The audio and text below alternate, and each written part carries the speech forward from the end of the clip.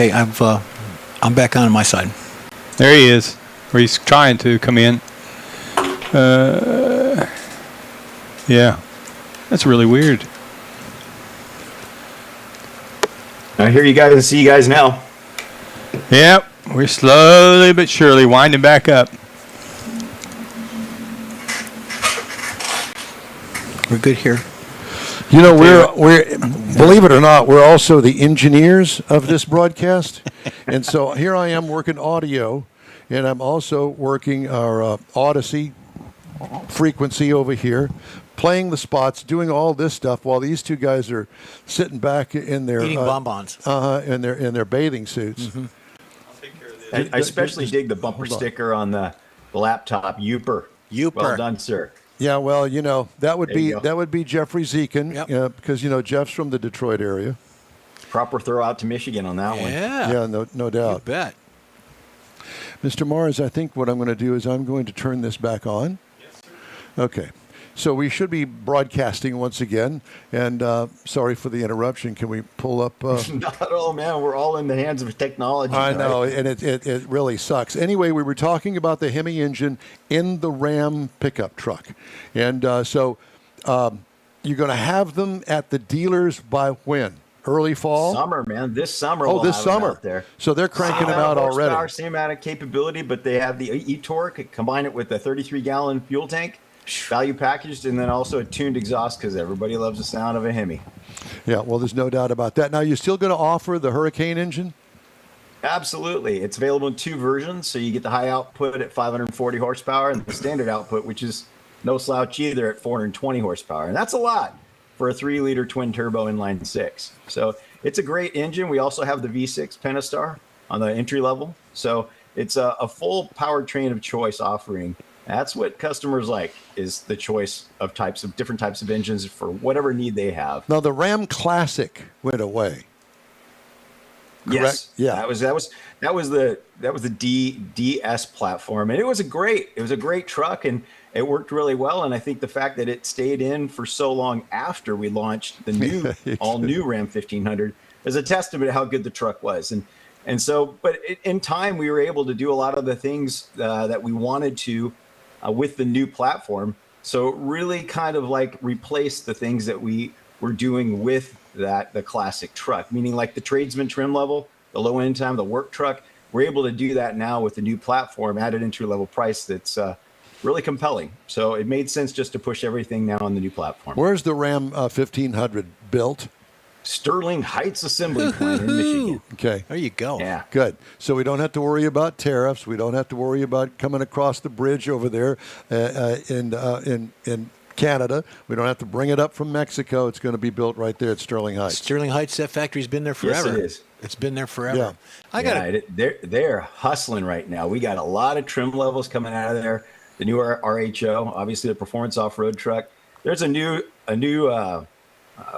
push for sport trucks, really. So we've got this great lineup of modified and custom trucks that you can get with an off-road bias or a street bias. They just have a great look, and we build them on the tradesman trim.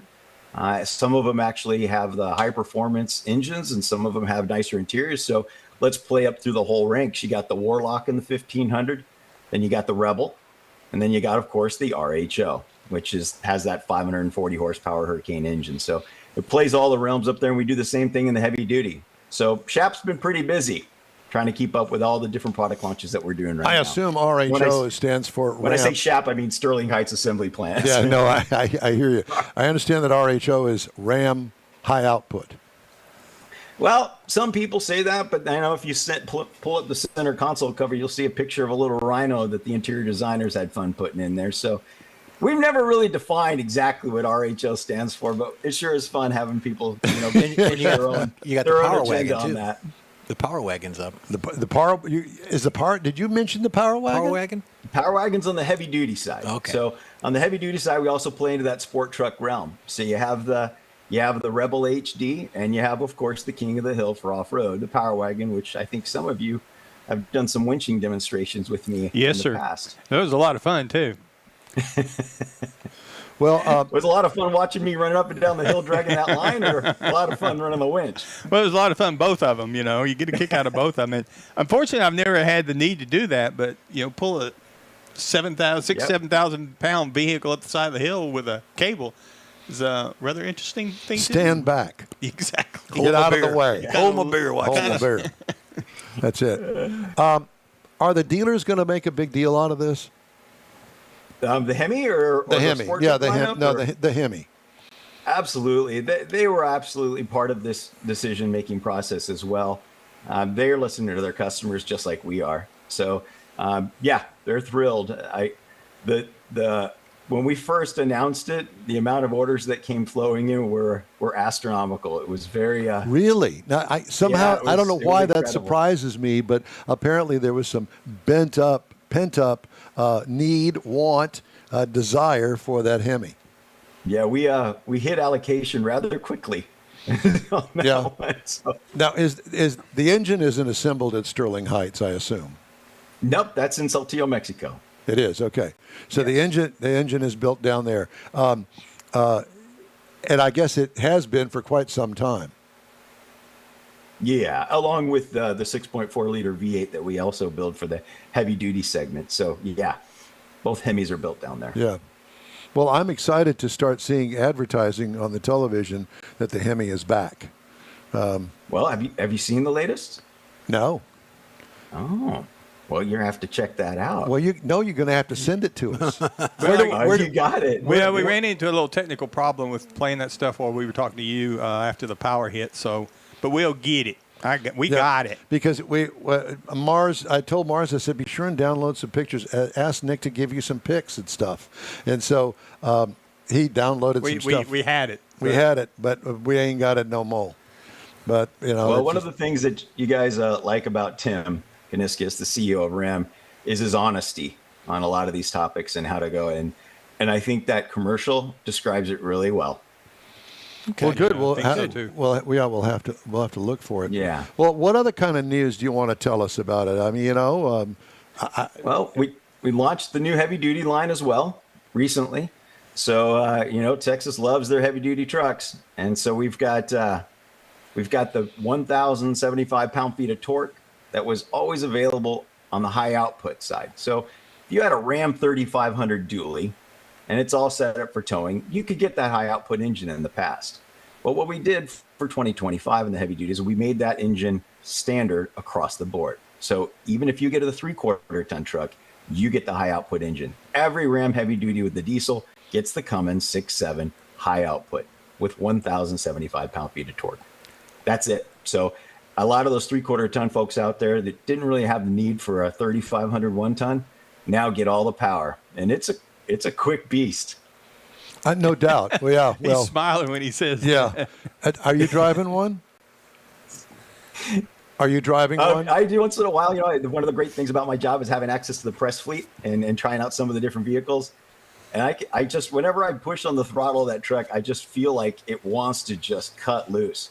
We recently did a drive program with some journalists out at Davis Dam.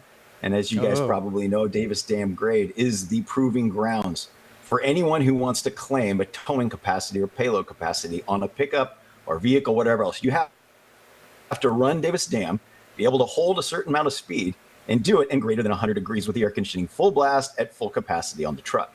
And it has to hold that without derating. So we went out there with a bunch of journalists, a bunch of haulers, and ran that hill. And it was really good to see those trucks run hard and give people a chance to run it right out of Laughlin to the top of the grade and back. Love it. Wish we were there. Yeah. Maybe. I've been to Laughlin. Have you? Yeah. What gambling or what? Yeah. There's nothing else there. Yeah. Oh, come on. There's probably another story. You kind of hesitated on that. He did, didn't he? Well, I told my son to be sure and listen to this segment because his truck got rear-ended. I was telling you about that this week, and so that he could hear firsthand what all the new stuff is going to be. So and the discount he's going to get. Right on. Hardy har. There's another topic too, and that's interesting, Mars, that you talked about that. So looking to get a new truck. one of the pieces of information that we've had more recently we've been looking at is how long people are hanging on to their pickups. Yep. It's reached an all new record. In fact, like 85% or more of the loans that are out there right now, when you go buy a new truck, are greater than 7 years on the pickup truck segment. So again, 85% of the loan periods out there for brand new pickup trucks are greater than 7 years across the pickup truck market and everywhere. So if that's the case, you want to make sure that you're covering the customer. And the one thing that hasn't changed in all of those years is that prices have gone up, the payment periods have gone up, is the warranty. So Ram's now introducing America's best full-size limited powertrain warranty on the Ram 1500, the Ram 2500, Ram 3500, the chassis cab, and our vans. So you can get a full powertrain warranty, 10 years or 100,000 miles on the original purchase of the truck. Sweet. So now if you've got payments that are carrying through 7 years and something goes wrong, we got you covered. Very nice. That's very nice. Yeah. Wow. Well, so lots of reasons to go shop Ram again. Yeah. Well, it is. And I really think that the way you're launching it with all the excitement about the NASCAR and everything, I think that's going to bring a lot of people back. Because Well, no, we the other didn't stuff's even boring. talk about that. Oh, So sorry. let's talk about NASCAR. Let's talk about the truck series. Let's talk about that for just a minute. Well, we got to open that up with my personal experience with it. So some time ago, I had a chance to run PR for Dodge. It was then Dodge and the Cup, and it was 15 years ago. I actually had hair back then. So, but now we're running with the truck series, and we have this launch, and I get a chance to be able to tool around in the NASCAR truck that we have, the concept truck, in the parking lot to do these rehearsals that we were doing for the reveal of it. And I got to tell you guys, man, that thing is just angry. I don't know if you've been in a race car like that, but man, it's a 4-speed. It's rolling probably 600 horsepower, and it weighs almost nothing. It just wants to go. So that was a neat experience. I don't know if anybody got a chance to watch the reveal that we did at Michigan National Speedway when we finally came out telling everybody we're going to jump back in the truck series next year. But we built a trailer that actually folds out and looks a lot like a helipad. Then we put that truck I'm telling you about on the trailer, and we did donuts with it. We had that donut trailer. And then we had pyrotechnics. We had red, white, and blue smoke. It was an amazing effort and a great way to bring us back in a way that only Ram would, in a way no other manufacturer's ever. There has to be video on your website of that somewhere. Oh, you can bet you there is. I'm happy to share that with you guys. Okay, please do. Yeah. Well, Yeah, that was one of those moments for sure. It's exciting times again. Finally, that's back, and we sure do appreciate you joining us to tell us about it today. Nick Kappa, thank you again, my friend. Thanks, fellas. Anytime, man. Thanks, Nick. Thanks, Nick. Bye. Bye. All right. Yeah. What a guy. Yep. Great guy. Incredible. Let's see. Just ahead, we're going to do the racing calendar. This week in auto history, we're going to try to squeeze all that in and some news headlines. It's all coming up here on the In Wheel Time Car Talk Show. We are back in a flash. The Tex-Mex dining experience is defined by Lupi Tortilla, your destination for Texas's best beef fajitas and frozen margaritas. Since 1983, Lupi Tortilla has served authentic and time-tested recipes made with the freshest ingredients. Atmosphere is part of the award-winning experience at Lupi Tortilla, all developed in a little house near Highway 6 and I-10 in West Houston. Visit any of the Lupi Tortillas and you'll see the same attention to detail in each and every location. Start your Lupi experience with queso flammeado and guacamole, along with a classic frozen margarita. Dine on famous Lupi beef and chicken fajitas, or pepper shrimp brochette, or a fish or vegetarian entree, and finish with a scrumptious flan for dessert. Find Lupi Tortilla in Houston, College Station, Beaumont, Austin, San Antonio, and Dallas-Fort Worth. There's a Texas location near you. The recipes are authentic and time-tested. The ingredients always fresh. Lupi Tortilla, he's pretty good. Welcome back to the In-Wheel Time Car Talk Show. You're invited to join our live broadcast every Saturday, 10 to noon Central on InWheelTime.com, Facebook, and YouTube. And we hope you'll check us out from our home base in the Sugar Shack Studios. If you miss us, you'll be able to catch all the action on your favorite podcast channel. Time now for the racing calendar, sponsored by Texas Muscle Car Club Challenge. Thank you for that. We've got IMSA this weekend. Actually, tomorrow is the 6 hours at the Glen, Watkins Glen. It's on Peacock. It starts at noon. You've got the Xfinity Series. They are in Pocono today. And for NASCAR, you got the big boys tomorrow in Pocono. And then you've got the NHRA Nationals, the Virginia Nationals, coming up this weekend. Started yesterday through the weekend. They're in Virginia Motorsports Park. And then you've got Formula One is off. They're putting stuff in their purses or something. I don't know. Indy is at Road America. And kudos to Cadillac on the 24-hour of Le Mans. They started 1, 2, 3, and they finished 5, 8, and a DNF. So a little bit of challenges for them on the Cadillac Series for the Indy racing. But that's what we got. Go to your local tracks, find your local circle track guys, go out there, participate, and support them as well. By the way, speaking of which, I got word that they're going to bring the sprint cars to Houston Motorsports Park. Yeah, you've been talking about that. And that's coming up in a couple of weeks on July the 5th. Is Rodney's doing something with that, isn't he? Or No. No, he's going up in Arkansas, I believe. He's doing some stuff up there. Anyway, Okay. so I'm going to try to go. I haven't seen the sprint cars in a while. They're my favorite circle track cars, so we're going to see them on asphalt at Houston Motorsports Park on the 5th. So Cool. looking That'd be forward to good. that. Time now for This Week in Auto History. Mr. Mars? Yeah, we found several things that were rather interesting this week. Starting with 1903, the Ford Motor Company was founded. Now, we always talk about how Ford made such an impact and change, but this literally is how Ford started. I didn't realize it, but he sold 1,000 shares to 12 investors and raised $28,000 to start the Ford Motor Company in 1903. Wow. And the first car, the Model A, took half of that investment to get it out and get it in production. But Wait a by minute, the end, Model A. the first Model car. T would be the first one. Anyway, Yeah. go ahead. By the end of the year, though, he was showing a profit because of the way he was doing some things and the way they started building them. Then in 1905 was the first AAA sanctioned American Grand Prix. It was held in the Bronx in New York. Oh, God. It was a 10-mile course, and that really started it and laid the groundwork for future U.S. road racing. Is that the top speed in any of that? No, I didn't get that. 10. All right. Yeah, it wasn't much.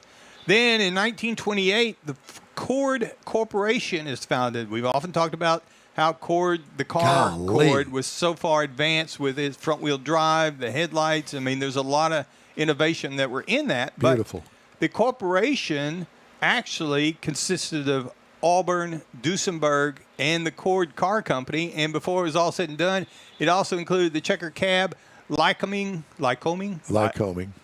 Engines, Stinson Aircraft Company, and a New York shipbuilding business, all under that Cord Corporation. Then in 1961,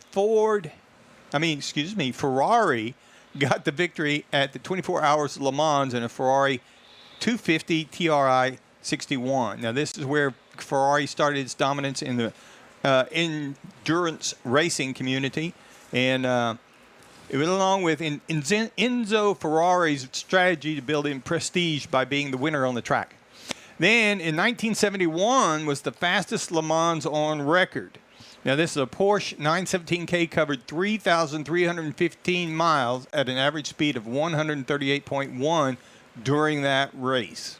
And it also marked the end of the original Mouslan straight configuration before chicanes were added, making the That'd be legend. the Moulin Rouge. I think that they did a dance there. Moulin Straight. Well, the Moulin Straight, maybe where the Rouge was. Anyway, they did away with that, and it slowed the cars down so they couldn't go as fast because they added the chicanes because they thought the speeds were getting too high. Rouge in French is Red. Yeah. Then in 1981, the film The Cannonball Run was released. Now, this is based on a true event, a real story about Cannonball Baker making a Sea to Shining Sea Memorial Trophy Dash, and had people in it like Burt Reynolds, Dom DeLuise, Farrah Fawcett, Jackie Chan. Had a lot of exotic cars, outrageous stunts, and a lot of celebrity cameos, and it's a really good, fun movie to watch this week in automotive history. Thank you, sir. Roush Industries will soon open an assembly line dedicated to upfitting thousands of trucks with self-driving systems for technology startup Kodiak Robotics. The line will operate at Roush's factory in Livonia, Michigan, within a matter of weeks now, the company's told Automotive News. These are over-the-road big tractors, okay? Yep. For Roush, the work marks the latest contract manufacturing project related to autonomous vehicles. The engineering services company has previously built Google's seminal Firefly vehicle and Nero's R1 delivery bot. So here they come. Nobody behind the wheel. Of a very big truck. Yeah. Of a very big truck. Right now, they're going to have this thing in some sort of ferrying thing just to make sure everything works, ferrying sand or something from one item to And then another. you get the Texas Hammer lawyer guy pounding on a robot truck. Jim Adler, Yeah, the Texas that guy. Hammer. That's him, yeah. What a guy. I'm And his son. I'm just imagining we're going to take this truck and put 50,000 pounds of sand in it, and we're going to turn it loose without any driver. There's a problem with it? Hold my beer.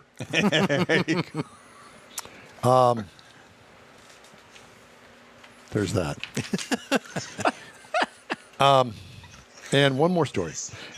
After dropping off her Toyota RAV4 at a dealership for service, a Georgia woman got a call from police saying they'd found it abandoned in a nearby wildlife sanctuary.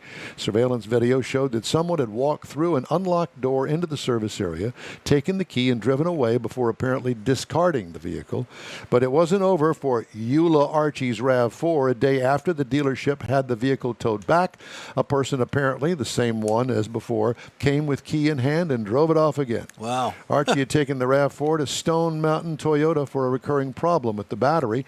Manager at the store told the TV station he was aware of the incident but didn't respond to calls seeking additional comment. They found the RAV4 abandoned a second time. Somebody's in trouble there. Yeah. Well, they really Little liked bit. it. Apparently, they liked it a lot. Hey, we'd love to hear from you. Shoot us an email. The address here is info@inwheeltime.com. We're back after a quick break. You own a car you love. Well, why not let Gulf Coast Auto Shield protect it? Houstonian John Gray invites you to his state-of-the-art facility to introduce you to his specialist team of auto enthusiasts. We promise you'll be impressed. Whether you're looking to massage your original paint to a like-new appearance, apply a ceramic coating, install a paint protection film, nano-ceramic window tint, or new windshield protection called ExoShield, Gulf Coast Auto Shield is where Houston's car people go. Curbed your wheels? Instead of buying new, why not have them repaired? How about a professionally installed radar detector? Gulf Coast Auto Shield does that too. Get a peek inside the shop and look at the services offered by getting online and heading to gcautoshield.com. Better yet, stop by their facility at 11275 South Sam Houston Tollway, just south of the Southwest Freeway, and get a personal tour. Gulf Coast Auto Shield is your place to go for all things exterior. Call them today, 832-930-5655 or gcautoshield.com. Welcome to the award-winning In Wheel Time Car Talk Show. We got the founder of a company that allows remote operation of vehicles. Kind of a scary thing, but Yeah. got somebody you want to jack with? And later, Jeff will bring us some of his car culture, rare colors of muscle cars. And Mr. Mars has driving destinations. Howdy. Along with Mike out of this world, Mars, we always need more Jeff Zekin. I'm Don Armstrong. Thanks so much for joining us for our live broadcast today.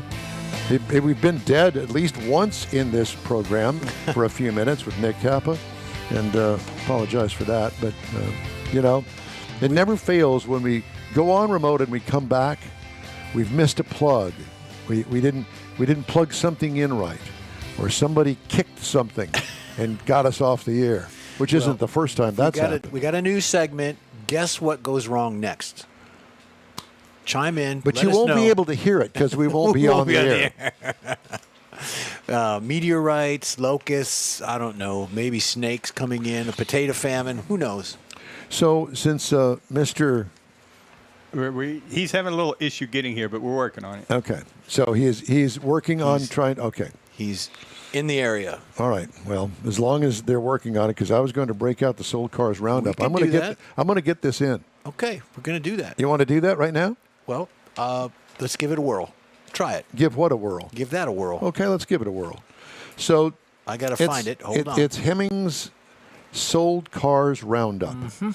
And the Sold Cars Roundup include cars that have been sold on Hemmings.com. And I let the boys kind of guess at what the car got sold for. Bringing it right up. And so the first one out of the box this morning is a 1959 Pontiac Star Chief. Oh man, look at that! How gorgeous that is. Big wide whites, the whole 9 yards. I mean, this is direct from 1959. It looks completely stock and restored. I like it. How much do you think something like that monster would cost you? Well, if you're buying it by the foot, Yeah. Yeah, because I don't. Would that even fit in today's garage? probably not. But I'm going to go 39,000. I'm going for it. 39 grand. 39 grand. Mr. Mars, what do you think that I'm would sell? thinking more like 28. It might be 28. better. Well, you're getting closer. Okay. Because that car sold for 22,365. Well, there Jeff, you go. I would have overpaid. No, but what I'm saying is that would have been something right up your alley. It is. It's- You'd yeah, have to absolutely. do a lot of rearranging the garage at your house. I'd have to take the door off.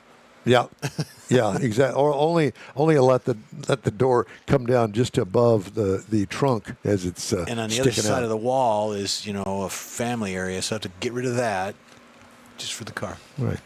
All right. Well, we're going to get back to that. Okay. We're going to get back to the Sold Cars Roundup because Okay, we got a guest? I think that we do have a guest. Okay. Mr. Mars, you want to introduce the guest, or do you want me to? I'll let you because I'm making a change right here. Okay. Go ahead, Don. Well, he's making a change right here. Well, changing no, the I'm trying guest. to. I got to get him to unmute. Is what I'm trying to do. I see. So you need to unmute yourself, and There he is. All right. okay, now I can. There we go. All right. So, our guest this hour is Mr. N. Lansu, CEO and founder of Elmo Remote Driving, a scary, scary thing for us here in Texas. And we're going to try to understand what you have come up with because it's a thing called the Elmo Remote Car Sharing. And when I said Elmo, I don't know what it actually stands for, if anything, but they all said, oh, we're going to talk to that blue Cookie Monster looking thing or whatever it is on Sesame Street called Elmo. And there's no offense intended here, but, there We just have small minds. we have small minds that we're going to find out from you. And thank you so much for joining us. Where are we speaking to you from today? Hi guys, N here, and you have a live connection with Estonia. Estonia. Oh, very good. Yes. If you have a small mind, then we are a small country, one of the smallest one in Europe, and greetings for you at 7 p.m. At 7 p.m. in Well, Estonia. Welcome to our studio. Yeah, welcome to our hot studio here. It's going to be 95 degrees here in Texas today, and but anyway, let's talk about the remote driving setup. Why was this necessary to perfect this? Good question, and I think you are starting from the right beginning. Why remote driving? Why not autonomous? So this is one of the most popular questions what we have the last 5 years heard. I think the answer is obvious. If we want to find the comparison with autonomous technology, then first of all, with all respect, and we are great fans of autonomous technology, but the technology is not there yet. But besides that, it comes also with a very, very high price tag. And if you take those or put those in aside, then we always recommend to our partners, meaning clients, investors, to think about where do you really need or where the autonomous technology makes sense. It makes sense in taxi, it makes sense in local transport like buses, but during our lifetime, it doesn't make sense in car renting. It doesn't make sense, for example, in highway safety, where one of our trucks is operating in Canada, or it doesn't make sense in near future in the defense sector and many other sectors. So it's much easier technology. It comes with a lower price tag, and there are many use cases where remote driving is feasible and more reasonable than other technologies today. So we could sit in our home with a monitor and Exactly. and drive this vehicle down the freeway. Exactly. Wow. This is what, of course, you gave a very extreme example, freeway, high speeds, but yes, that we have done already the last 3 years. We have been, our core technology is road legal. We have been remote driving on public roads, in car renting, renting a car, and in many other sectors. Now, So- I know that this is a very serious company and a very serious business, but all I can think of is that I could get a car and say, Mike, I've got a car for you to drive this week, without any knowledge that he is going to be under my command. And I can take the controls from him, and I can drive that car as fast or as slow as I want to on the freeway and get him 90 miles from where we are today. And he would be frightened to death knowing that I was driving him in a car that I don't he know if was it works that way, Don. It probably doesn't work that way, but that's where my sick mind goes. All right. So what? Give me an example of somebody that would use a vehicle that was remotely driven. I think the practical experience is, or practical services where we are the best examples. Car rental. If you rent a car today, you have to go and pick the car yourself. But with our technology, the car is remotely controlled into your doorstep. You still sit behind the steering wheel. You will make your ride. You will go to the beach. You will go to the forest. You don't want to rent it anymore. You will end the session, and then our technology or our service or our teledriver takes control over it and teledrives that to a next client's doorstep. See, Wow, that's pretty cool. It is. It's very cool. But what I envision with this would be a perfect technology for the military. So you wouldn't risk a life, but I could get, ammunition. I could get bombs from point A to point B without a human being driving it, except he could be thousands of miles away. He could be on the other side of the earth. This is, by the way, also what we are doing, or what our technology is already doing. Cannot share a lot about that use case, but I can say you that we are also war proven and actively used in some of the hot zones. I see another way that this could be done in an industry of, say, like mining or forestry, where you've got a mine and you have these big trucks that hundreds of thousands of capacity for dirt and things. Doing it remotely to go through the mines and down into the structures to not have that human interaction, but be safer that way. That's what I see it. Let me ask you this. Speaking of human interaction, are there actual live drivers driving it remotely? Yes. That's. I want that job. I think that's the core difference with other technologies. There is always a driver, but your colleague said wisely that you can remotely, from thousands of kilometers or miles away, do the work. You're not putting a driver on hazard situations, and in mining or we talked about in military that is already used. But I would like to also give one of the examples. We are right now also in operations in taxi, remote controlled taxi. So first, it doesn't make sense. Why?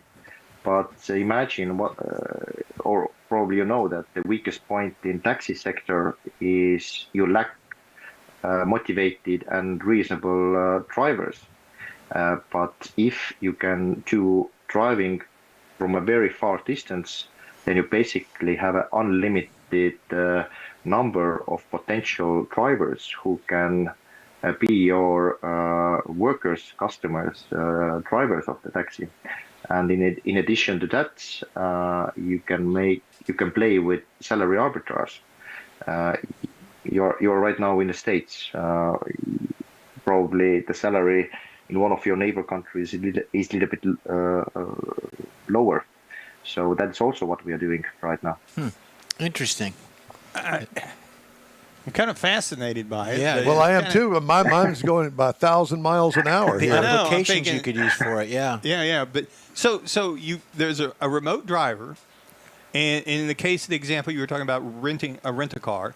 So the remote driver is involved to get the car to you. He steps out of the way. You drive it until you're through with it. Right. And then you give it back, and he picks it up again, takes over, and to return it. So is that kind of so with the? And I guess with the taxi, then the driver's there all the time. Exactly. So you could actually run that taxi 24 hours a day. What about fueling? So Mike rents the car, he turns it in, and the remote driver picks up that vehicle. How do they know? Is there technology built in of now my car? I can look at an app and say when's the next oil change, the oil levels, the gas, all that, tire pressures. Is that part of the technology that the remote driver has? Yes, we are even controlling a rear window heating. Oh, so, wow. Yes, we have all the system. What the driver needs, he or she can see that on the remote driver's desk. So yes, that information is available. But I think it's more what you just wanted to clarify is if the tank or it's running out of gasoline. So who's gonna Fill it up. fill it up? Right. That I think is maybe the weakest point. But luckily, in some countries like US, if the car is tele-driven into the gas station, then in many gas stations there's someone who's gonna do the job. The old full service. yeah. Full service. Yeah, exactly. Okay. Either that, or if you had a fleet of these things, you would probably have your own fueling station. For instance, if it were a rent car at the airport, let's say, the airport place that you've kept these vehicles, it would have its own fueling station. So Right. when it came back, it would have a place to get gas. So we're saying that we're talking like gasoline motors. Are these electric vehicles or gasoline motors? Or both? For us, it doesn't matter. We are vehicle agnostic. We have retrofitted our technology to both of the cars, gasoline, electric ones. So for us, the only thing what we try to avoid is manual gearbox because then we need a robot hand. But all other things to control the car, we are capable of retrofitting. But now we are just focusing on the gasoline. This is how to solve it. It's not technical question. Yeah, more I got a question service. a question came in from one of our internet viewers. So, for example, a senior, not to look at Don much, but a senior that's at home, they don't have a car, but they need to go to the doctor. Is that kind of like, can they get a remote car to come to them and get them, take them to the doctor, and then bring them home? Yes, of course. Wow. There is, if we just focus on the service, then technology is just making something with the service. But yes, if we need to take the senior to the hospital, it's doable. Yeah. But I will a little bit also play it around. If there is a human with a wheelchair, then they can also be teledriver. That's also another positive side of our technology. So, yes, transporting a senior to the hospital, this is a no-brainer. How much- I'm sorry. I was going to say, how much are these? What does it cost to be involved in this, either for the driver or to own one? I'm confident that you have a lot of our potential clients, your listeners. So roughly, the thumb rule is that it is in the range of 10% of the car's value. So if the car is, let's say, $40,000, then we are retrofitting the car in the range of 4,000 euros. So $4,000. Yes, but so affordable. Yeah. I wanted to ask you one other thing, and I noticed in this bio here that it's already in use and road legal and operating in your country of Estonia. Exactly. We are road legal. We are also, Elmo is the first company in the world whose road legal technology is already in actively used. It's used since 2022. So we have 3 years of experience from car sharing. We have experience from road safety sector. We have experienced clients from defense sector, and now also we are in operations providing our technology and service for one taxi company. Wow. Absolutely stunningly Amazing. It's amazing. It's brilliant. And so for our listeners, our viewers, elmoremote.com, we can find out all about this. Exactly. And so and for our female viewers, that they can write love letters to Anne. Whereabouts Thank you. whereabouts in Estonia are you? Capital, Tallinn. Oh, so you're up near like across the water from Helsinki. Yes, Oh, exactly. very good. Modern welcome to visit us. We are a tech-savvy country. A lot of robots. Appear to be, been yeah. years already on public roads, and proud to be from Estonia and conquering the world with our technology. Well, Fantastic. Anne, it's a real honor and a pleasure, and what an education for you to join us this morning. We really do appreciate it. Let's be back in touch Thank you. again soon and get an update on how things are going with you. Super, guys. Thank you. Thank Thank you you. very Thank you. much. Thank you. Anne Lansu from Estonia talking to us. Very interesting. Amazing. Who knew? Just ahead, Jeff's Car Culture and Mars' new feature, Driving Destinations. The In-Wheel Time Car Talk Show continues after this break. The Tex-Mex dining experience is defined by Lupi Tortilla, your destination for Texas's best beef fajitas and frozen margaritas. Since 1983, Lupi Tortilla has served authentic and time-tested recipes made with the freshest ingredients.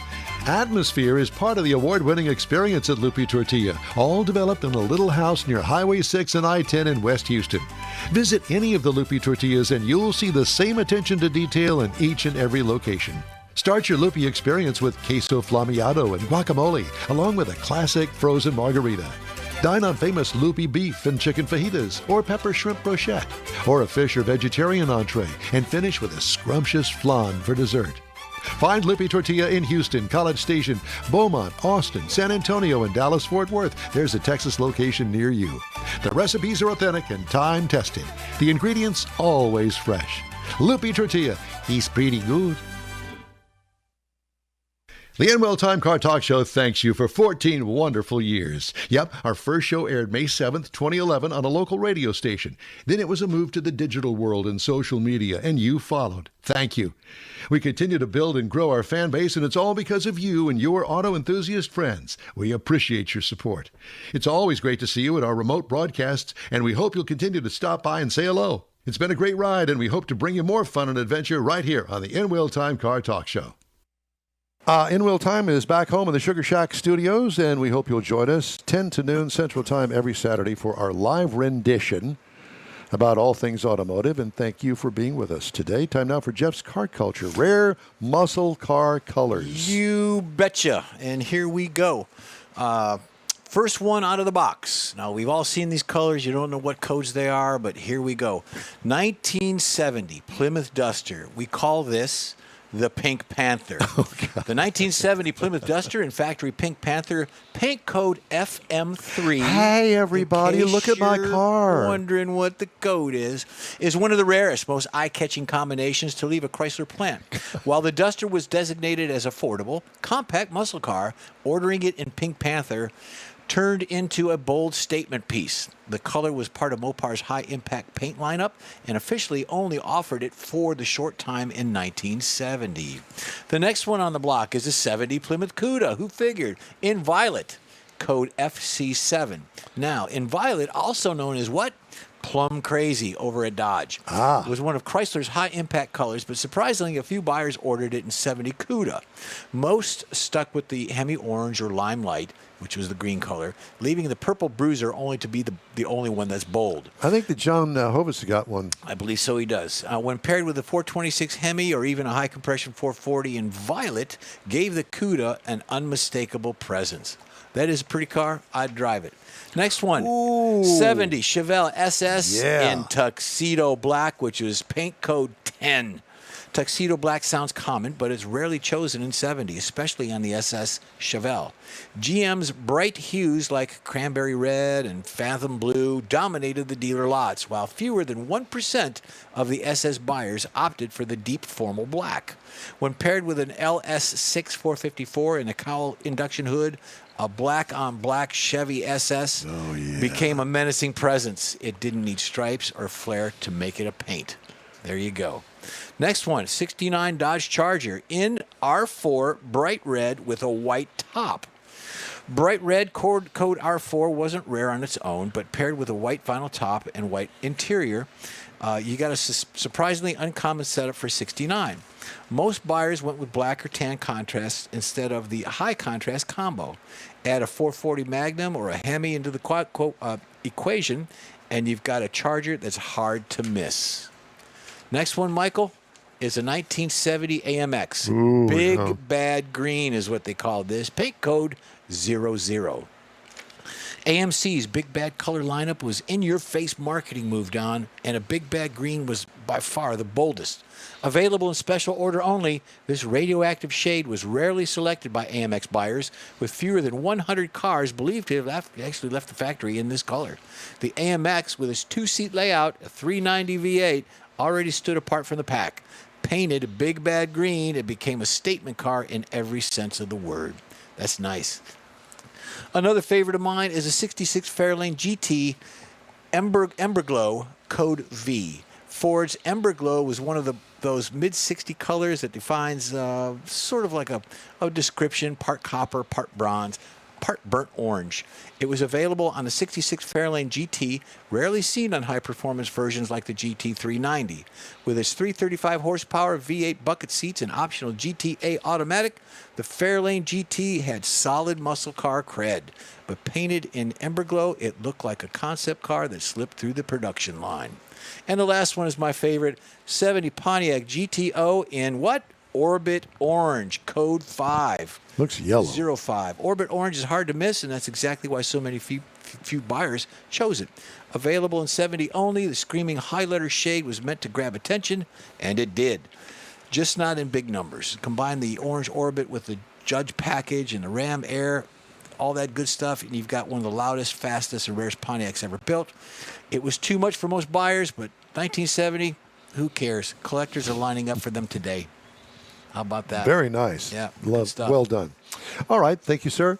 Mr. Mars has driving destinations this week. Cool places to cool off for this summer. Go for it. And on a day like today, I would really like to go to one of these places. So one of the things you can look at, particularly up and around the hill country, Barton Springs Pool. Now, this is talking about places that you can actually go swimming, different pools around the state of Texas. So Barton Springs is located in Zilker Park in Austin. It's a 3-acre natural pool. It's fed by underground springs, stays 68 to 71 year-round, which makes it great for summer, and you can actually go in the winter. It'll feel warm at certain times. So the setting is scenic and serene, but it fills up fast on weekends, so you got to arrive a little early if you're going to go there. The other one that you can find up there is the Deep Eddy Pool. Now, this is Texas' oldest man-made swimming pool. The Deep Eddy is also spring-fed and is known for its clear, cool water and its relaxing ambience. Now, this is near downtown Austin. So it's got swimming lanes, got shallow end for kids, grassy areas for lounging. It was built in 1915, and it carries a nostalgic charm that attracts a quieter crowd than its neighbor over in Barton Springs. Oh, boy. From there, we go over to Wimberley, where we're going to find the Blue Hole. Now, the Blue Hole is a pristine swimming pool nested amongst towering cypress trees in Wimberley. It's got emerald-colored waters, iconic rope swings. The swimming hole is spring-fed and maintaining a cool 75-degree temperature. Now, its surrounded park is hiking trails, picnic lanes, and it's got lots of courts. Got to make some advance reservations for this because they limit it to 900 people a day is all that can get in. Wow. Jeez. Wow. Now, from there, you go over to Hamilton Pool Preserve. Now, this is in Dripping Springs. Now, it's a geological wonder because it features a collapsed grotto with a 50-foot waterfall that goes into a jade-colored pool. This is in Travis County. Sometimes, because of bacteria levels, swimmers aren't allowed in but it's still worth a visit. Martha, I got this kind of odor to me, and I don't know exactly where it's coming You've from. been in that pool again. Yeah. And then if you're looking for something more park-like, Schlitterbahn over in New Braunfels. Now, this is the water park experience. It's consistently ranked among the best in the world, located in New Braunfels along the Comal River. It actually it spans over 70 acres. It's got slides. It's got lazy rivers, kids areas. Have you ever been there? Been there once, but I was not in Did the you ever water go at the tubing time. down the Comal? Yes, I did. Yep. I like that. But Schlitterbahn, I was there on a business trip, so I didn't actually get to participate in any of the activities that were there. Well, that's too bad. Yeah. Yeah, that's kind of what I thought. But didn't happen. They've got a lot of unique Texas twists there. They got lodging. That's got log cabins. It's a really nice place, and they have another one down in Galveston if you're looking for something down in there. Then from there, Krause Springs. Now this is in Spicewood. Now this is a family-owned operation. It's got 32 natural springs feeding into man-made and natural pools. It's a retreat. Again, it's one of the spring waters. Stays around 68 degrees Fahrenheit year-round. It's got tent and RV camping. And then if you're looking for something that's a little further west Texas, then Balmora State Park. Now, this is way out in West Texas, and I think there's a map going to come up here. And it's the largest spring-fed swimming pool in the state. Now, it's located in the desert, and it was built by the Civilian Conservation Corps in the 1930s. The 1.75-acre pool is fed by springs. It holds 3.5 million gallons of water. Now, keep in mind, that's a lot of water that ranges in temperatures from 72 to 76. But 15 million gallons of water go through that place a day. There's a lot of water going through there in the water flow. So there's some cool places that you can go and cool off during the summer. Thank you, sir. In Real Time Car Talk Show continues after this quick break. You own a car you love. Well, why not let Gulf Coast Auto Shield protect it? Houstonian John Gray invites you to his state-of-the-art facility to introduce you to his specialist team of auto enthusiasts. We promise you'll be impressed. Whether you're looking to massage your original paint to a like-new appearance, apply a ceramic coating, install a paint protection film, nano-ceramic window tint, or new windshield protection called ExoShield, Gulf Coast Auto Shield is where Houston's car people go. Curbed your wheels? Instead of buying new, why not have them repaired? How about a professionally installed radar detector? Gulf Coast Auto Shield does that too. Get a peek inside the shop and look at the services offered by getting online and heading to gcautoshield.com. Better yet, stop by their facility at 11275 South Sam Houston Tollway, just south of the Southwest Freeway, and get a personal tour. Gulf Coast Auto Shield is your place to go for all things exterior. Call them today, 832-930-5655 or gcautoshield.com. It is the award-winning In Real Time Car Talk Show. Just ahead, Richard Tomlin from Apex Auto Works with a scary reminder that Pikes Peak is still in Colorado. Plus, Jeff has the cruise in and events calendars, and I'll bring you stories making automotive news headlines this week. Howdy. Along with Mike Out of This World Mars, we always need more Jeff Seekin, Chief Engineer David Ainsley. I'm Don Armstrong. Thanks so much for joining us today. And Mr. Mars is going to... Richard. He's gonna go up the mountain. Richard. Good morning. How are you?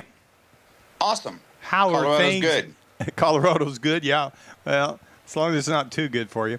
So, Pikes Peak International Hill Climb. Well, wait a minute. Who's the woman there that's sitting next to him on our video? Yeah. Yeah, Rhonda. You want to, Richard, We were introduce supposed Rhonda. to know that. I was going to say Hey, because Rhonda. we know Richard and there's Rhonda, but Rhonda, hi, how are you? I'm great. Can y'all hear me? We can hear you just fine, thank you. Rhonda, it looks like you're out of this world, and Rhonda represents the big long race out there in West Texas, if I'm not mistaken. Isn't that right? That's when we first Yes. talked to her, the Big Bend Open Road Race. Okay, and so Well, I brought her to a new race. yeah, so somehow these two people, race inspired, got together. And Rhonda, are you in Colorado with Richard? I have been all week, but we have to get back to Texas, so I'm on my way home. I got you. And so, okay. so how, is he trying to talk you into something you don't want to do or you want to do?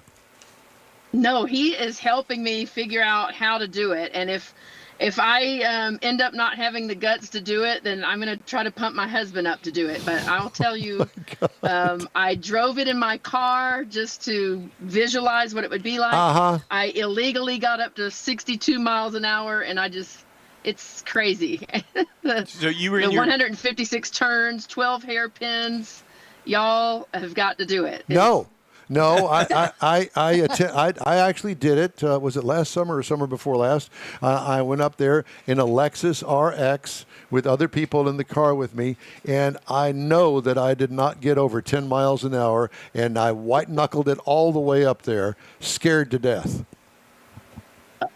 Well, it's beautiful, and it's fun, and it is a thrill. Yeah. It is scary, but it's a fun challenge. And then there's Richard, who's all laid back. It's not a big deal. Yeah, I'll do it backwards. We do it backwards at 150 miles an hour sideways. There's no big deal. No. Richard, what in the world? Now you've brought somebody else into your evil world going up Pikes Peak. This evil world is great, and I'll highlight that by the fact that there are 74 cars this year. 6 of them are from Texas, so we were one car away from representing 10% of the field at Pikes Peak International Hill Climb. So well, congratulations. Texas is well represented. Yeah, congratulations. So what is this the same car that you had there last year? Now, you got 6 of them. Which well, one? there's 6 cars running. My car is not here this year. We took a year off to develop the car. We'll be back next year with ours, but we've got 2 rookies, one from Houston, one from Dallas, 2 returning Houston veterans running, and then 2 from Dallas running this year as well. I think his car is scared to go up there. That's why. Well, yeah. Okay. Last year we ended up being 12th overall, 3rd in class, and it was a reality of what have we done to make this car faster to come back and spend the money. And it's an investment to be up here for a month with a car and a crew. It adds up significantly. So we took that money and invested in a aftermarket ABS system, traction control, more aero on the car, and of course just a little more power. More power. Interesting. So what are you going to? How are you going to set Rhonda up to do this? I'm assuming, Rhonda, you're thinking about your Corvette. Yes. So we do not have any cars ready yet, but Richard would be involved because we would have to have a complete roll cage, and we're just not there yet. So this trip for me was a learning experience. Try to get behind the scenes, meet as many drivers as I could, see all these amazing cars, learn all these people from all around the world. See what an amazing community out there at Pikes Peak. That community really supports the racers. The racers support the community. It's a two-way street. It's just been a blast. Now, out there. Richard, I'm just learning. Richard, let me ask you something. A roll cage. What good would that do if you fall off the mountain at 100,000 feet in the air? At 150 miles an hour. There have been cages that have been, we'll call, tested, and with each test comes refinement and improvements in what we recommend people build. And then there are requirements for the build as well. And those have not had a significant change in about 5 years. Last year we had a significant one with an impact with one of the Hyundai electric in-cars. And it actually was a 1 7/8 cage. And it had 0 deformation after running into rocks directly at 95 mile an hour. There was 0 deformation in the cage. So we're pretty close to engineering this stuff that, nothing's really built to jump off of a cliff. But if you were to jump off the cliff, we feel that we have done our best to engineer it so that will not happen based on past incidents. So there was no impact visual on the roll bar, but they can't find the guy that's driving it. Or the car. He's gone. Or the car. All that's there is the roll cage. The roll cage made it. He was That's all that vaporized. mattered, yeah. He was I'll vaporized. tell you, he made walked it. away, but he did break his ankle. So, there's that. Well, he hobbled away. He hopped away, yeah, absolutely. So knowing all this, Rhonda, or learning all this, are you considering that roll cage for your Corvette, or are you thinking a different car? Well, right now the only car I have is those 2 Corvettes. So the cheapest way out right now would be just to modify the car I have. And I was pleased to see, although there were very few Corvettes, as opposed to the Big Bend race where there's a ton of Corvettes. There was one, and it was a female driver, Tracy. I was very impressed with her. She has modified her car up to spec, and she actually fared very well out there. So I don't have a clue. That's why Richard comes in. There's a ton of things that would have to be done if we were to go this route. But there's also the possibility of borrowing someone else's car, renting someone else's car. So again, Richard would be my teacher in that. Well, avenue. Barbara, how close are you to make that decision? Are you 50-50 right now, 80-20? Are you leaning I'd towards say 80-20. 80-20 towards doing it? Okay. Yes. What does your husband think? He So long as- really wants me to do it, and if I don't do it, then he's going to do it. Okay. So either No. way, there's got to be some changes made in the cars. I want to go back just to just Let's go do back. one Let's go- this year and one next year. Let's go. There you Let's go. go back in this conversation just about 2 minutes, and let's talk about renting a car that is I have to be certified to. Very common up here. Very common. Seriously. Yes. Well, George, listen, I really appreciate you loaning me the car, and I'm sorry it's got a little dent in it. It only fell 3,000 feet down the It's side down of in the the mountain, valley. but whatever. How does that work? But the roll cage is fine. So normally the way that works is on a vehicle, let's say my car, for example, we rent it. It's rented with an agreement of what the value of the car is. And they usually make a deposit, and it's basically a check that you hold on to. If they wad it up, that check gets cashed. That's usually half the agreed value. And then you usually set it up for 6 months to a year to pay the rest off or to repair what's there. Okay. Most everything that goes off can be repaired. Ty Pappas went off yesterday in his BMW at about 75 mile an hour across the rocks. There's some pictures on your Facebook page and mine that Larry Chen got of that car. The car was put back together in 8 hours and was at Fan Fest.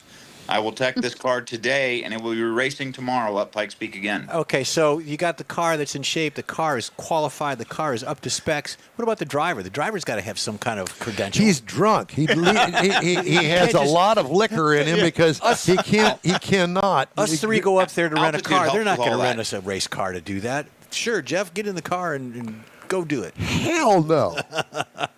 No. Racers are a little bit of a different breed, and you guys know this.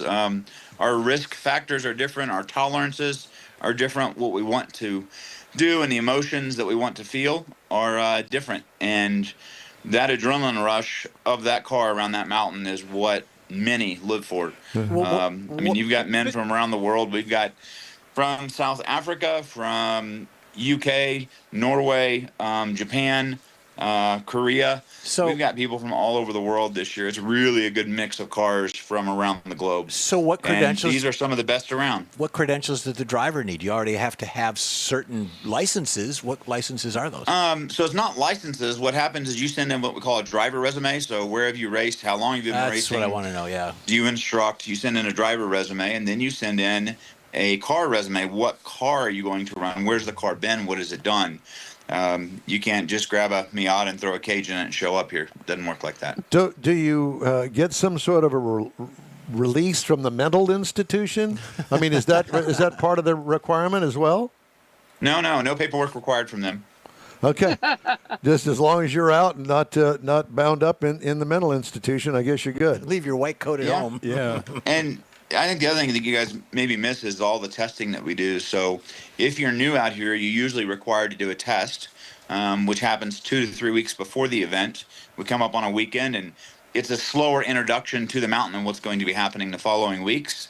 And just like Rhonda and the Palmers coming out was to introduce them to this process and what happens, because the early mornings up at 2 a.m. to be on the mountain at 4 with car unloaded and running, and first run at 5:05 a.m. is something that most racers have not done unless you've been to Pikes Peak. Is that in the dark at 5:05? You No, think? sun's coming up. I mean, you're using headlights, but sun's coming up. It's cracking the horizon. Remember, you're on a mountain, And- so And this year we had to scrape off some frozen hail and Oh, hail.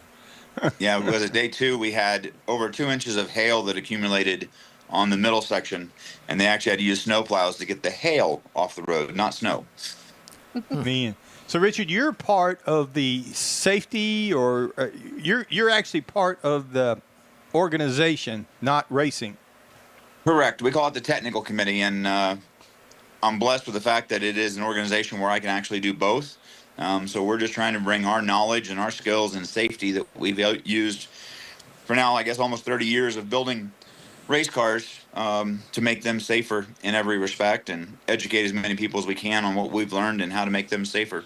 So, in other words, a half-mile dirt racetrack going around in circles where you get maybe up to 100 miles an hour at the end of the straightaway, that doesn't do it for you. And I appreciate your knowledge and your guts to do this. But what would possess somebody to do this? Where did you get this from? This has been going on for 103 years. No, It's not just me. There's a lot of crazy people I'm out not here. talking about the race itself. I'm talking about you personally. I don't know, man. It's just an adrenaline rush. That's all I can describe it as. And I think it even plays to like Big Bend when they've done the race once a year. Well, the people who make that race and the people who race in it have finally made the decision to do it twice a year now. So even that's growing because people want to do it more and more. Yeah, but And, they're on the ground. They're not 40,000 feet in the air. Well, we're still on the ground. We're just there are 40,000 some feet in the drops on the edges. God. Just don't go there. I get a rush Yeah, going you to the just mailbox. stay on the road. I'm just You're yeah. fine. Well, that's easy You for did you it. to Look say. where you want your car to go. Yeah. I have two brother-in-laws and a sister-in-law that went with me, David, Kathy, and Gary, and my husband Brian, and they all told me the whole way up. I was just driving up to the top as a tourist, and they all said, Slow look down. where you want the car to go. And the problem with the Pikes Peak is that there's so many beautiful vistas. Once you get above the tree line, a little over 12,000 feet, You become a tourist. It's nothing but sky. Sightseeing. Vistas out there. You look at this completely different than I do. I was looking at it for survival. and It's what? It's awesome. I mean, I know it's scary the first time, even when I was And a the child. second. I mean, the first time I went And up the there third. at 14 years old, I was probably in the floorboard. But when you do it more and more and more, you get used to it. It's just like riding a bike. It's muscle memory, It's like the it's guy not riding a that bike. drove the school bus up there. I swear to you, he was pushing 35, 40 miles an hour in a 65-foot long school bus. He was built just in 1948. No, it was a relatively new school bus, and nobody in they're it new ones. except him. He just up The there. interesting one is the water truck. So they have to take water up to the top of the mountain every day for the bathrooms and visitor center. Yeah. So that truck comes here every morning about 7:30. Uh-huh. You're talking about somebody that knows the mountain well and is pushing a whole bunch of weight up. The guy that It's drives awesome the to poop watch him truck. drive. Guy, yeah. And I assume that he drives the poop back down. I'm sure it has to come down somehow. Yeah, somehow. Well, this is all just a fascinating click away Crazy from idea. from death for me, and I appreciate what you guys are doing, and I will expect, since you're not driving, Richard, and No. Ronnie, you're on your way maybe next year to do this, a full report when you get done with all this. Be sure and tune in on Yep. mobile1.com on YouTube, and then Racer magazine, Racer Plus, will actually have live stream. Both of them are doing live streams this year, so if you don't like one channel, you can jump to the other one and have live coverage of what's going on. And the keep up with key all the word Texas there people. is live. Yeah, Live. not dead. Keep it alive. I got it. There you go. Richard, Gotta do it. Rhonda, it's great to talk to you guys, and I hope to talk to you again soon. See you soon, guys. See you soon. God bless. I couldn't do it. No, I my couldn't. my palms are sweating just thinking about this right now. Well, I've never been up there, but I can't imagine what Well, you're talking wait, about. I've I've been through the Ozarks and the Rockies. I've but- heard stories about how you drive, so I'm out. If you're driving, I'm No, out. yeah, I'm not driving with you, that's for sure. Coming up, Jeff has the cruise in and events calendars, and I'll have the stories making automotive news headlines this week. And maybe we'll get to the sold cars roundup. Yeah, I don't I got it know. queued up. God, here we go. The Tex-Mex dining experience is defined by Lupi Tortilla, your destination for Texas's best beef fajitas and frozen margaritas.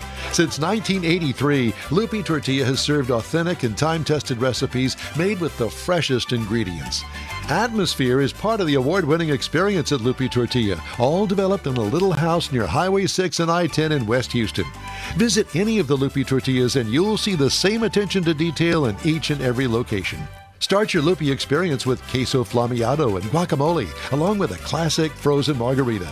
Dine on famous Lupi beef and chicken fajitas, or pepper shrimp brochette, or a fish or vegetarian entree, and finish with a scrumptious flan for dessert. Find Lupi Tortilla in Houston, College Station, Beaumont, Austin, San Antonio, and Dallas-Fort Worth. There's a Texas location near you. The recipes are authentic and time-tested. The ingredients always fresh. Lupi Tortilla, he's pretty good. Okay, I'm still trying to calm down from that last interview. Hey, be sure and join us for our live show every Saturday, 10 to noon on Facebook, YouTube, and InWheelTime.com. And thanks for joining us today. Time now for the Cruise In and events calendars. Yeah, let's go ahead and do that. All right, so next Friday, the 27th, you got a Show and Shine Summer Nights in Friendswood, Texas. Thank you, Friendswood.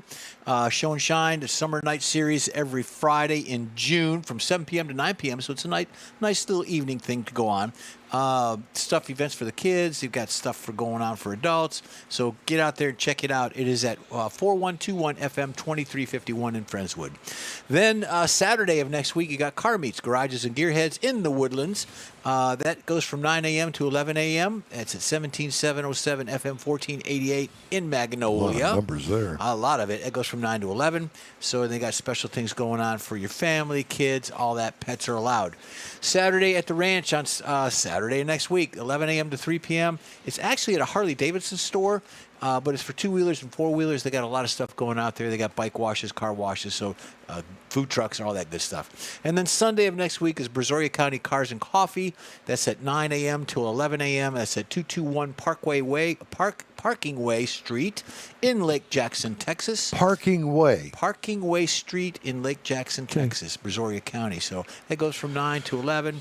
And go out there. There's a lot of stuff going on. Yep, Brazoria County. All right. Well, we're going to get back to Hemmings Sold Cars Roundup. Gotcha. Now that we have both of us, both of you guys here to help. Is George with us?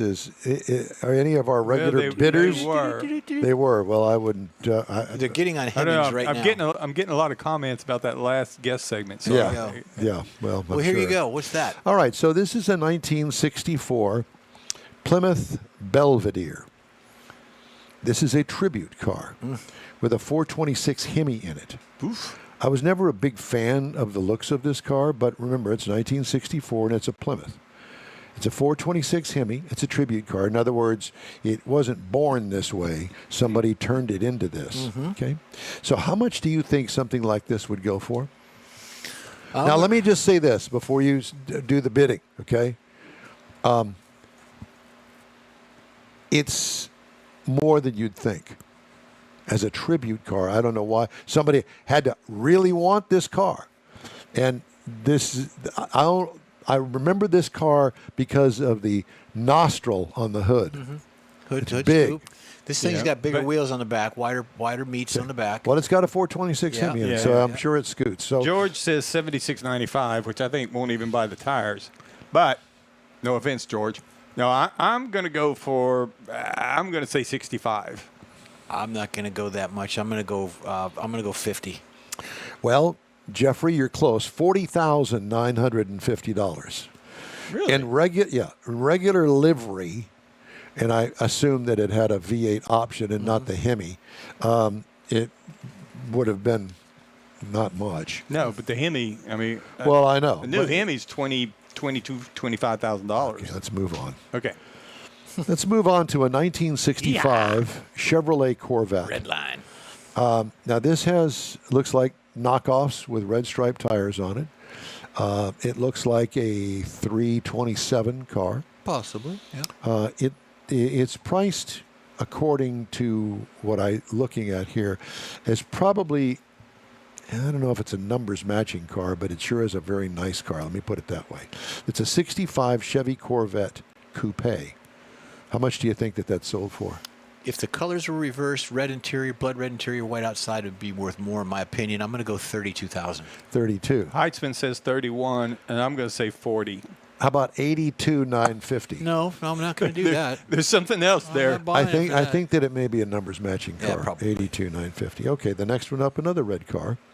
This is a 1965 Hubba, hubba. Chevrolet Impala convertible. Oh, wow. Frame off restoration. A 65? 327.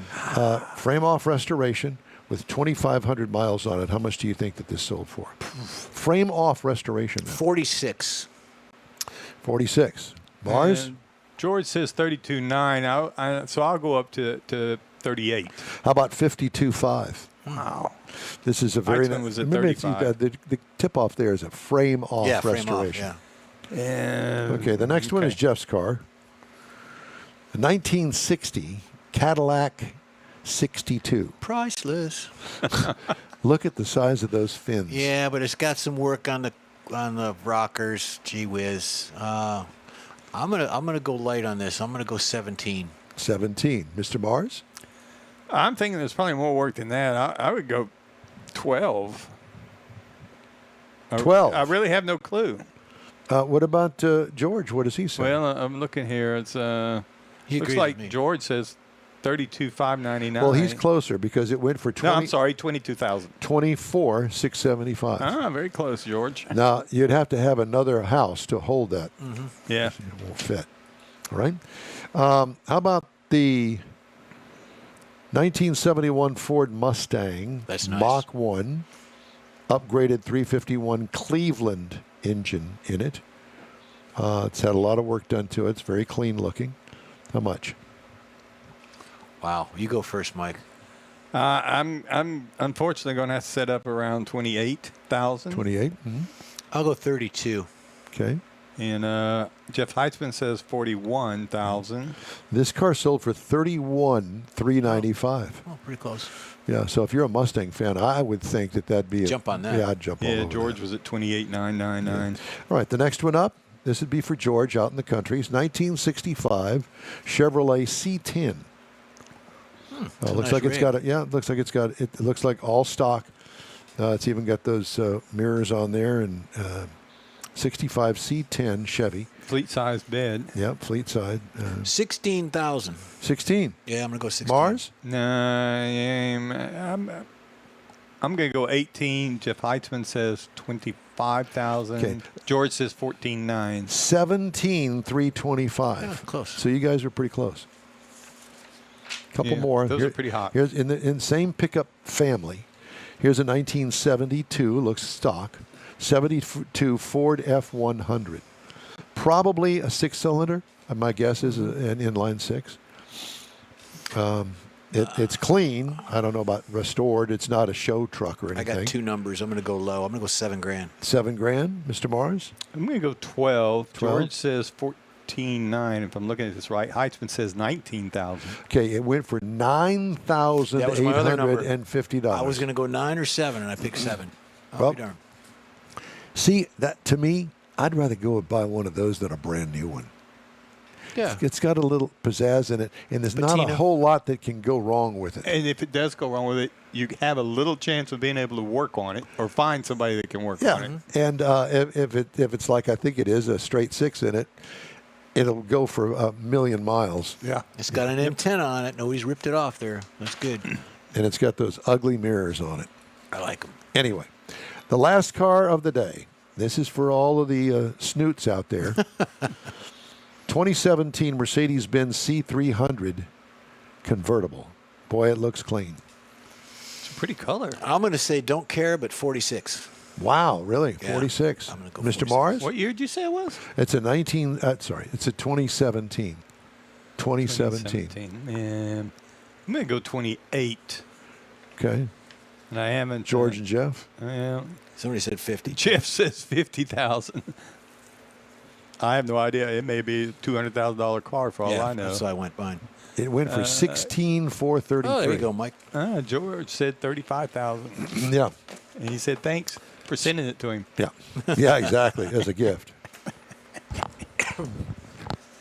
All right, a couple of headlines, and then we're going to say goodbye. Ready?